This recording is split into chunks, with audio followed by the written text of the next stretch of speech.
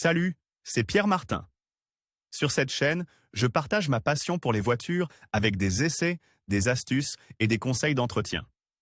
Revenons donc au sujet de la vidéo. George N. Schuster, la première personne à traverser les États-Unis en voiture pendant l'hiver, et sa victoire dans la grande course New York-Paris de 1908. Voici l'histoire. George Schuster et ses débuts.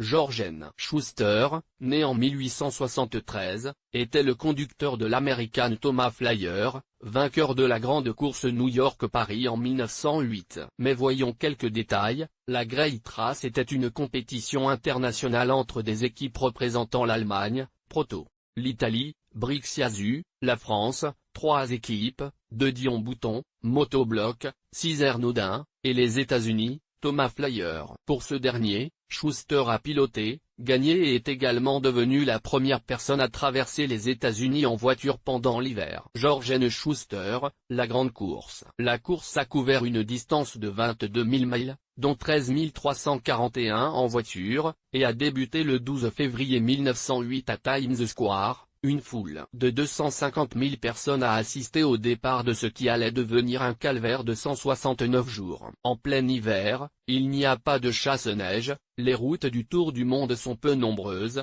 les cartes peu fiables, et les concurrents finissent souvent par ne pas manger. L'itinéraire initial prévoyait de conduire les voitures sur toute la distance entre New York et Paris en empruntant le détroit de Bering, mais cela s'est avéré impossible et les concurrents ont donc dû traverser le Pacifique par bateau. Bien que les Allemands de l'équipe Proto soient arrivés les premiers, ils ont été pénalisés par les juges pour avoir envoyé leur voiture par voie ferrée sur une partie du trajet, au lieu de conduire comme prévu. La victoire est donc revenue au Flyer de Schuster, qui est arrivé à Paris le 30 juillet 1908, 4 jours après les Allemands, mais en conduisant jusqu'au bout. La course a commencé avec 6 équipes et s'est terminée à Paris avec seulement 3, Proto, l'Italien Briac-Yasu et l'Américain Thomas Flyer.